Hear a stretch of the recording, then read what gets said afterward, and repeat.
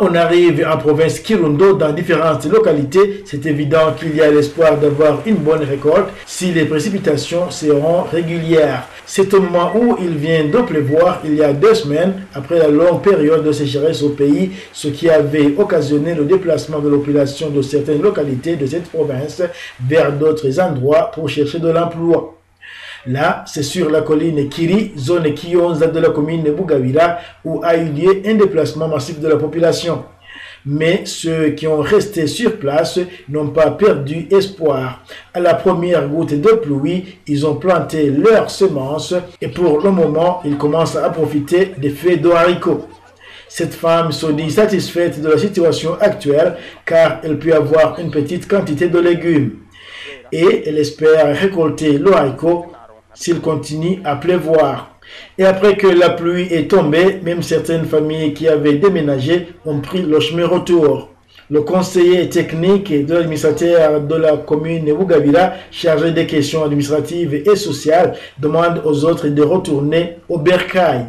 Bon, pour ceux qui ont déjà fui, nous leur disons que vraiment la solution n'est pas de fuir, mais plutôt qu'il faut, maintenant que la pluie a commencé à tomber, et qu'il faut avoir ce courage de retourner dans leur ménage pour quand même s'adonner aux activités comme les autres, pour les autres qui ont pu résister, pour justement pouvoir préparer demain ou le lendemain.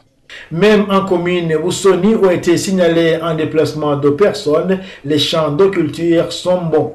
La population trouvée dans les champs a déclaré ne pas croiser les bras et ont continué les travaux champêtres en attendant la clémence du ciel. Malheureusement, certains de ces agriculteurs ont signalé que même s'ils sont en train de cercler leurs champs, ils récolteront pour les commerçants. Cela parce qu'ils ont faim et cette faim les conduit à contacter des crédits de nourriture pour rembourser à la récolte. Sur cette pratique du crédit nourriture à rembourser à la récolte, l'administrateur de la commune Boussoni, Marie-Claudine Hachazinga, a indiqué que c'est une très mauvaise pratique qu'ils essaieront à bannir à jamais. Parmi les tactiques envisagées, elle dit que les dettes déjà contractées seront remboursées par la commune et les commerçants se verront sanctionnés.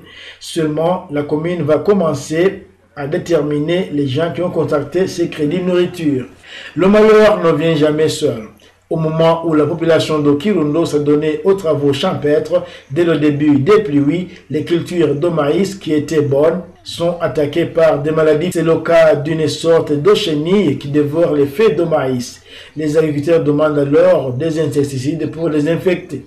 Sur cette préoccupation, le directeur provincial de l'activité de l'élevage à Kirundo tranquillise et dit que ce n'est pas alarmant. Ce n'est pas un cas qui est très alarmant. On ne peut pas déclarer que toutes les cultures sont envahies par les chenilles.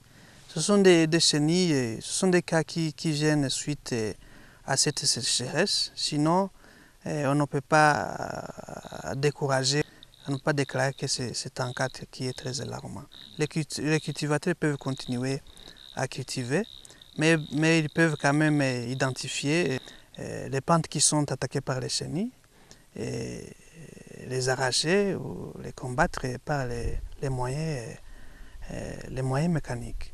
Et dans le but de faire face à la famine qui sévit toujours dans la province de Kirundo suite à la sécheresse, le directeur provincial de l'agriculture et de l'élevage à Kirundo, Jean-Claude Mbarushimana, appelle la population à s'intéresser aussi aux cultures qui résistent à la sécheresse. C'est notamment le manioc, patates douces, les bananes, planter aussi des arbres fruitiers et gourfostiers. Ainsi et surtout tracer les courbes de niveau. Il fait aussi un clin d'œil à la population de Kirundo que fuir n'est pas une bonne solution lorsqu'un désastre entre guillemets éclate, mais il faut faire face à de telles situations.